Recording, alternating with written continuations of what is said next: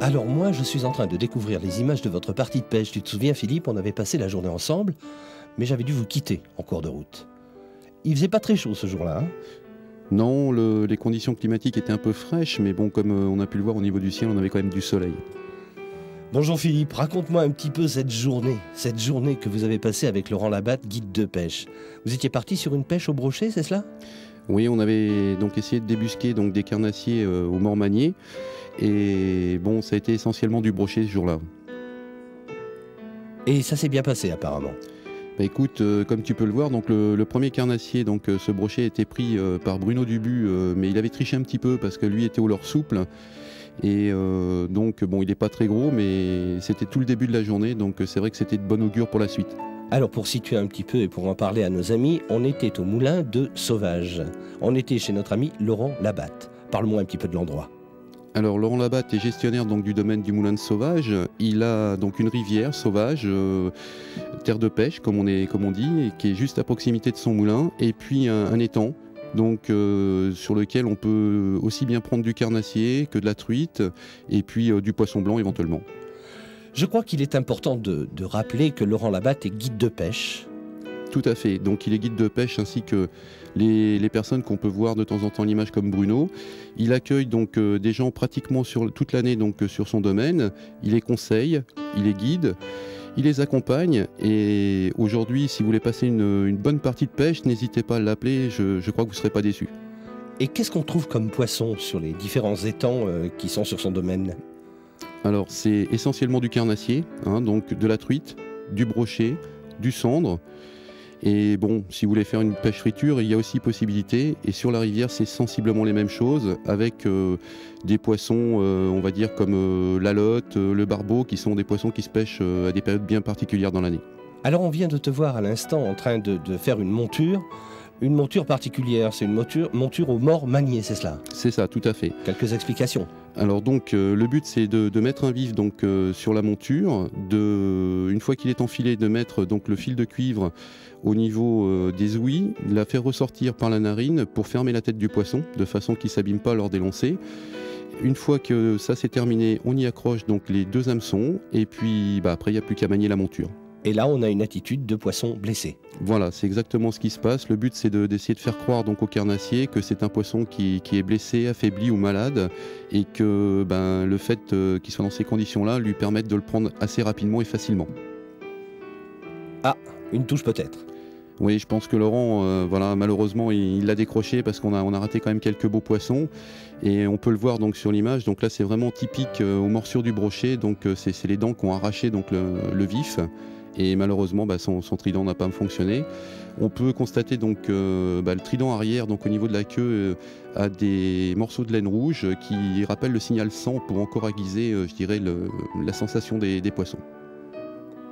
Est-ce que les poissons mordent à des heures précises de la journée?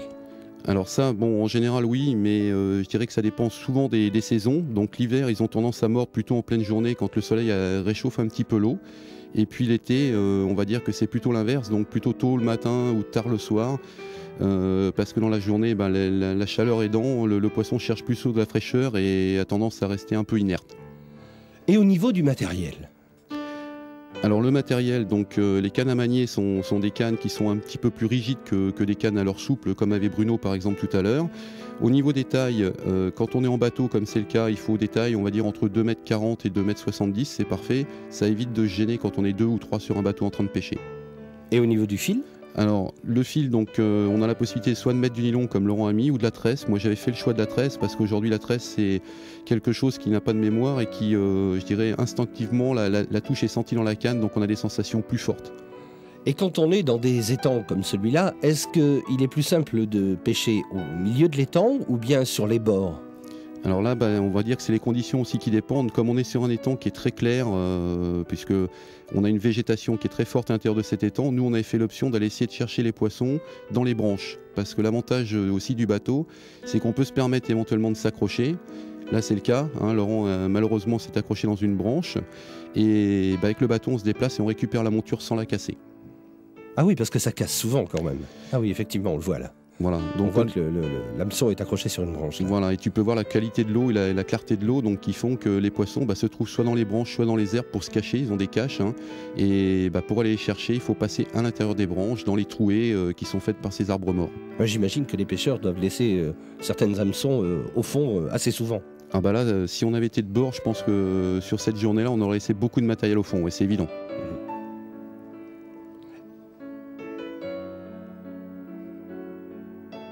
Alors, on va avoir le résultat sûrement, mais est-ce que ça a été une journée fructueuse? Alors écoute, sur cette journée-là, moi j'ai cassé une fois sur un très gros brochet, donc je l'ai tenu très peu de temps. Laurent en a raté un, on l'a vu tout à l'heure. Bruno a eu la chance d'en prendre un avant nous, et puis je vais te laisser découvrir parce que tu vas voir qu'on a quand même sauvé la journée avec un poisson.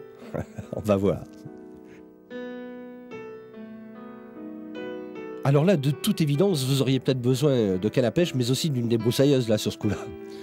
Oui, on peut le dire comme ça, mais tu sais, c'est très important ces arbres morts qui tombent dans l'eau, comme je le disais, par rapport aux caches, et puis ça fait partie de l'habitat du poisson maintenant. Et aujourd'hui, quand c'est modifié, le poisson modifie aussi bien évidemment ses mœurs, et c'est pas très bon, quoi. Et ça procure aussi des bons postes de reproduction pour tous ces carnassiers. Le brochet porte au moins des différents noms selon son âge, selon... Oui, alors quand il est tout petit, c'est-à-dire que les brochets de 10-15 cm, on a tendance à appeler ça des sifflets. Au-delà, donc, ça va être le brocheton, c'est-à-dire c'est tous les poissons qui sont entre 10-15 cm jusqu'à la taille légale, suivant les départements.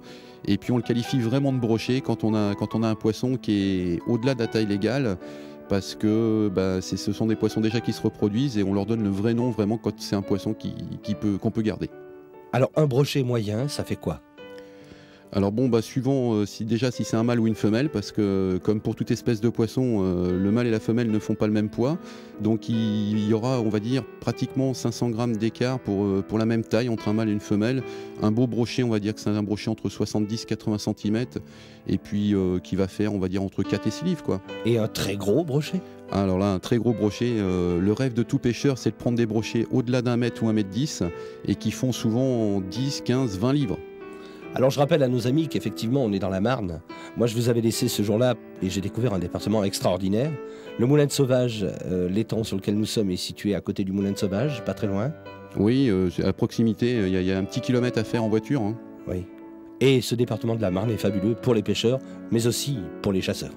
Voilà, tout à fait, parce que pour les chasseurs, comme tu peux le voir, c'est aussi des caches certainement, tous ces sous-bois donc pour le gibier, hein, que je connais moins bien parce que c'est plus ta spécialité. Mais pour les pêcheurs, hormis ces domaines privés, il y a aussi la Seine qui passe à proximité.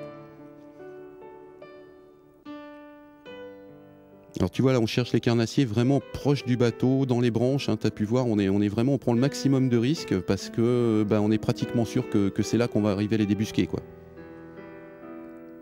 Puis l'eau est claire, hein, regarde, c'est vraiment très très clair. Ouais, on avait une autre qualité, on a vu beaucoup de petits poissons se déplacer, même des brochets en se déplaçant pourtant tout doucement comme ça. Et tu vois, ça nous oblige à aller chercher ça dans des postes hyper compliqués à pêcher, quoi. Et impêchables du bord. Et le brochet est là. En général, le brochet est là, oui.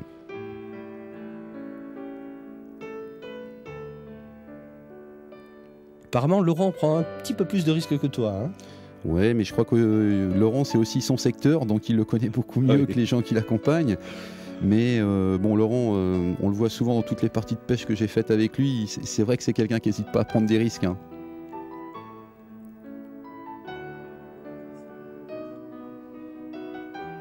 Ouais. Ça se passe bien, ça se passe plutôt bien là. Moi, il me tarde de voir un poisson quand même. J'avoue que là, maintenant, ça y est, j'ai envie de voir un poisson. Ça va venir, ça va venir. Je pense que là, on va arriver bientôt sur le poste où justement ce fameux brochet qui était dans ces arbres va être débusqué. Est-ce qu'il faut automatiquement avoir des bateaux avec des rames, puisqu'on a une barque sous les yeux, peut-être que le moteur va faire fuir le poisson, c'est cela ?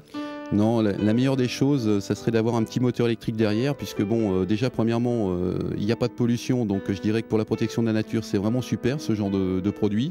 Et en plus, l'avantage, c'est que comme ça fait pas de bruit, on approche les postes sans faire peur aux poissons.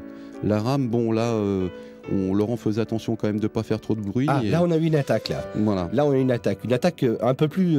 c'est quoi? C'est du brochet ça? Alors écoute, moi je serais tenté de dire, c'est ce qu'on pensait avec Laurent, que ça soit plutôt une attaque de cendre, parce que comme tu peux le voir, là on a des marques de crocs sur le dos, à l'inverse de tout à l'heure, où on avait des dents qui avaient arraché un peu le vif, et le cendre, lui, avec ses 2 canines, avait tendance à prendre le vif sur le dos. Donc là vous pensiez tous les deux que c'était un cendre? On a supposé que c'était un cendre. D'accord. Encore une attaque là. Et là, cette fois-ci, c'est la bonne. Donc c'est là où tu vas voir que Laurent a réussi quand même, je vais pas dire à sauver la journée, puisque la journée était bonne, mais à sortir donc un brochet au manier. Alors voyons un petit peu ce que nous avons au bout de la ligne. Alors donc là, on va l'appeler, c'est à la limite entre le brochet et le brocheton, parce qu'il devait faire une 35-40 cm, donc c'est pas la taille. Il était un petit peu plus gros que celui de Bruno. Comme tu peux voir, il était pris donc, sur le trident de queue. Hein. Donc ça, alors évidemment, il est très, tu vois, c'est un poisson qui est quand même pour sa taille, véloce. Hein. Il faut jamais, au niveau d'un brochet, il faut jamais penser qu'il est pris tant qu'il n'est pas sorti de l'eau. Hein. Donc on avait mis des inventions acier donc, entre le bas de ligne et puis le poisson. Et puis voilà, donc Laurent le sort, donc une 40aine de centimètres. Oui. Le trident ne l'a pas du tout abîmé, donc il suffit de le décrocher délicatement comme il a fait. On le remet à l'eau gentiment. Et puis c'est un brochet qui, dans 2 ans, fera une belle taille et viendra nous revoir. Alors tu peux voir donc toutes les dents. Le brochet en compte 700, hein, donc c'est vraiment on va dire le monstre des rivières, comme on l'appelle. Hein, donc c'est le poisson qui a le plus de dents. Le carnassier par excellence. Voilà, et t'as vu, il a vraiment pas du tout été abîmé, il repart et bon, on est content, on est contents tous les deux. On se marre là, tout va bien. C'est-à-dire que quand on a passé une journée, on a raté quand même beaucoup de poissons, parce que ça a quand même été le cas, et qu'on arrive quand même à en toucher un, même s'il fait pas la taille, ça nous rassure, parce que quelque part, on se pose quand même des questions en se disant, est-ce qu'on a bien ferré, est-ce qu'on a bien pêché, et le fait d'en prendre un, bon, ça nous conforte. Enfin, la première question, c'est est-ce qu'on est des bons pêcheurs? Exactement, on se remet toujours en question, hein, c'est comme dans tous les domaines. Il faut savoir se remettre en question et puis se dire, bon, est-ce qu'on a bien fait, est-ce qu'on a mal fait, et voilà quoi. Laurent, il a un petit côté d'Artagnan, là, mousquetaire. Ouais, c'est un baroudeur, Laurent. Hein. Tu vois, bon, quand on disait tout à l'heure qu'il était tout terrain, il sait tout faire. C'est quelqu'un qui, au niveau de son domaine, est capable de tout faire, quoi.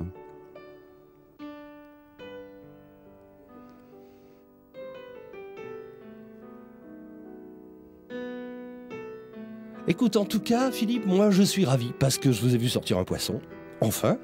Enfin, oui. Et combien de temps vous avez mis pour sortir ce poisson? Vous êtes resté combien de temps sur cette barque là? Oh, on n'est pas resté très longtemps, on a dû pêcher entre 1h30 et 2 heures. Quoi. Bon, les postes, comme tu as pu voir, il a fallu qu'on les approche donc, très délicatement. Donc on perd quand même toujours du temps à se rendre sur un poste, à s'appliquer sur cette pêche-là. On va dire qu'il faut, bon, sur ce type de pêche, passer 10 minutes, 15 minutes maximum sur un poste. On a dû en faire, on va dire, 5 ou 6. Hein. Plus le temps de déplacement, voilà quoi. Donc après la nuit arrive et puis il est temps de rentrer quoi.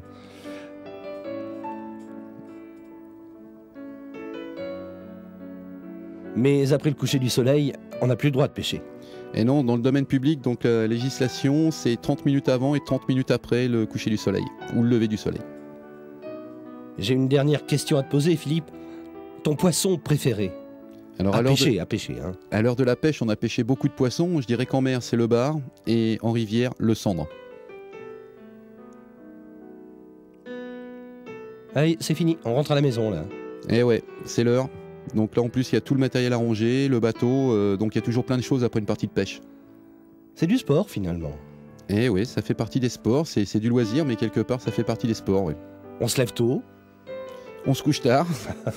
Et puis il faut se taper tout le matériel. Et ouais, il faut nettoyer, il faut repréparer pour le lendemain. Quand alors en parlant de matériel, qu'est-ce qui se passe là?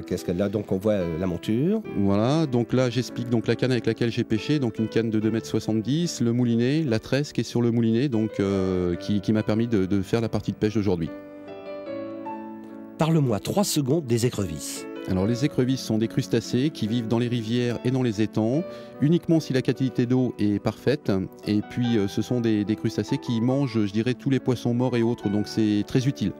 Alors je t'ai posé cette question parce que nous avons rencontré un chef de cuisine qui s'appelle Alain Pic et qui nous a préparé pour cette journée-là une pintade aux écrevisses. J'allais dire un poulet aux écrevisses parce qu'on a plus l'habitude de manger du poulet aux écrevisses.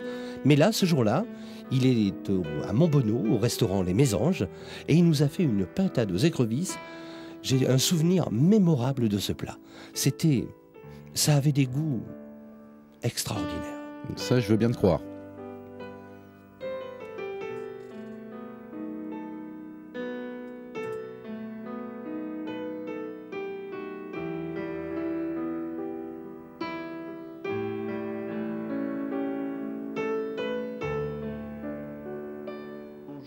Je voudrais vous présenter une recette qui s'intitule la pintade aux écrevisses.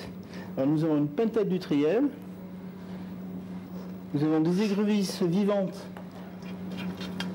même bien vivantes, hein. De Noulac, nous avons des carottes fans, des navets fans, des radis fans, un petit peu de beurre et 2 petits poivrons. Voilà. Maintenant, nous allons passer à la phase de préparation. Pour commencer, nous allons préparer la pintade. Alors, je coupe la tête. J'enlève un petit peu l'œsophage qui n'a pas été enlevé. Sinon, elle a été vidée, hein, par ceci.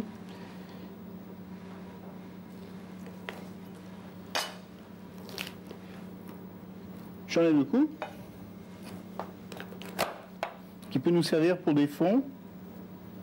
J'enlève les ailes, parce que la pintade cuit plus rapidement et mieux surtout. Les 2 ailes.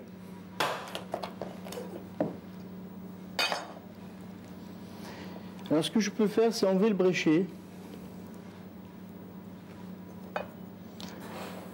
Ça sera plus facile ensuite pour découper la pintade. Surtout les ailes, bien sûr.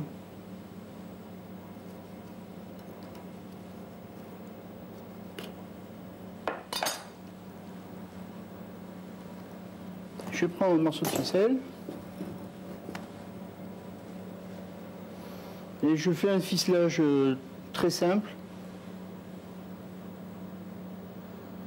qui a l'avantage de ne pas utiliser d'aiguille.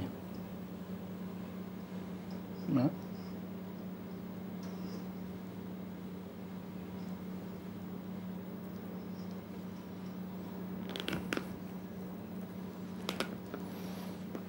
Le tout dans un ficelage, dans un bridage, c'est qu'il soit bien serré.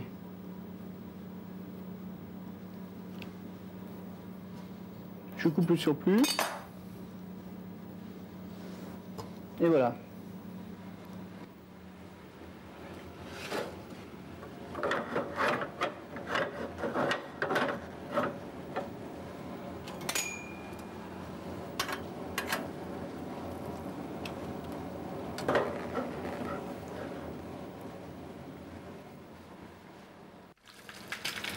Maintenant que je l'ai fait saisir de chaque côté, je vais la mettre dans le four à cuisson 3 quarts d'heure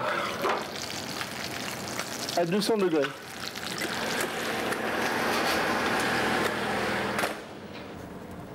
Et maintenant nous allons passer à la cuisson des écrevisses. Eau bouillante. Voilà.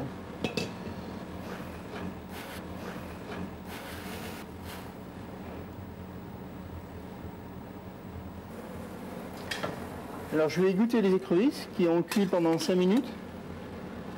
5 petites minutes.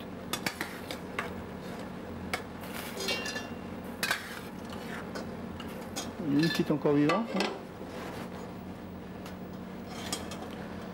Et on va les décortiquer. Alors maintenant je vais décortiquer les écrevisses.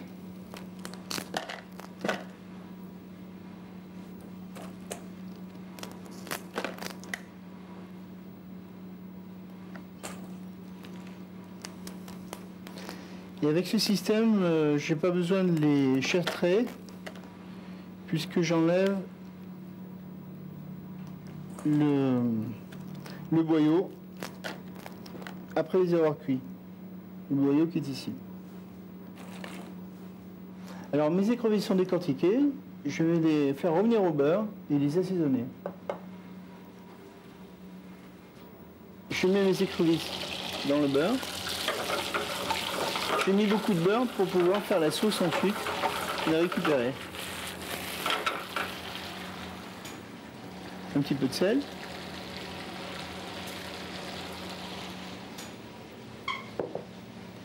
Et du poivre du moulin.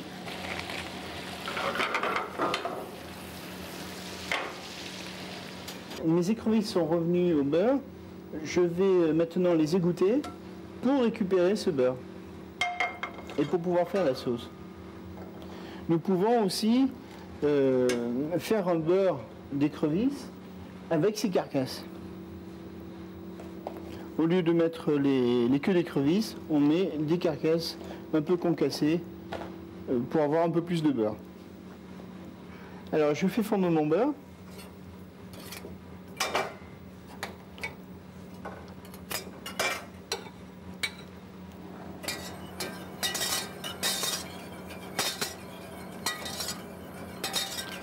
Comme une béchamel, je vais mettre de la farine. Au préalable, je fais chauffer un petit peu de lait.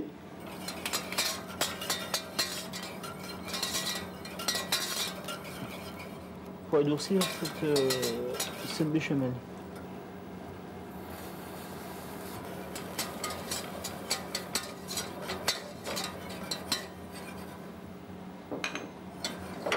Je décolle un peu les bords qui sont sur les côtés de la casserole pour éviter d'avoir des grumeaux. Et je mets mon lait.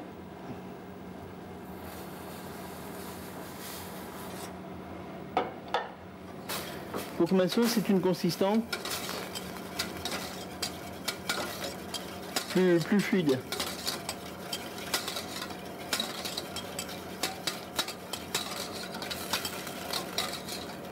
Je rajoute un peu de crème bouillie.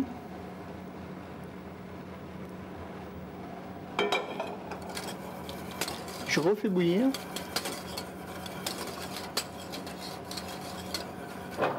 J'assaisonne, sel, poivre.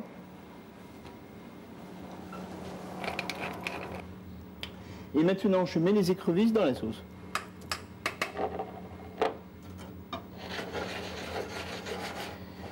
Alors nous allons tourner quelques légumes qui serviront de garniture. Alors le mini navet par exemple, que nous allons faire cuire à la vapeur.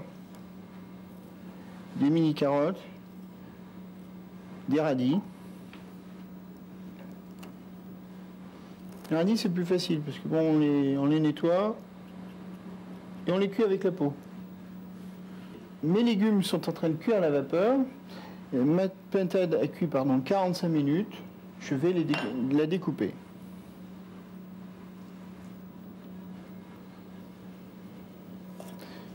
J'enlève la ficelle.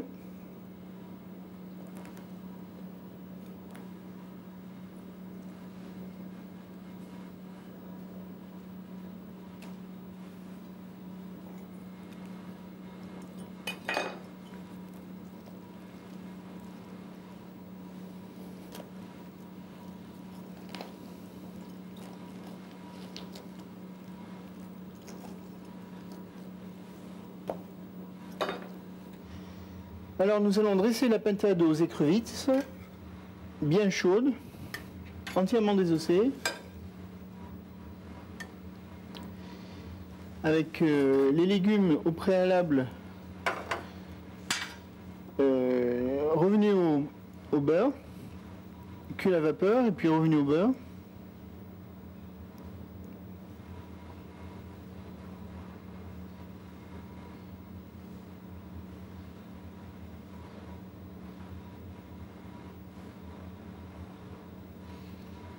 Alors, petite opération périlleuse, je mets une écrevisse dans un poivron.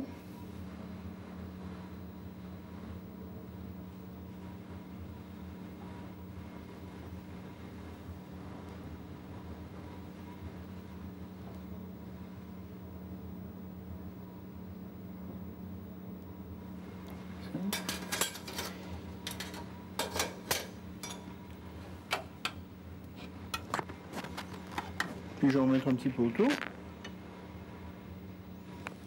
Toujours bien chaude ces écrevisses, et la sauce aussi.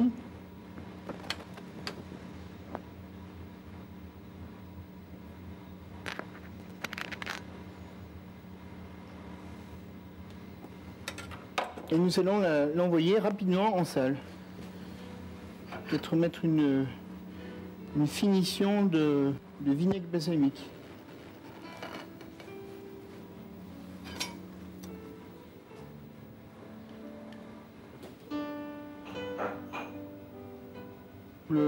balsamique relève un petit peu le goût de la pintade des écrevisses.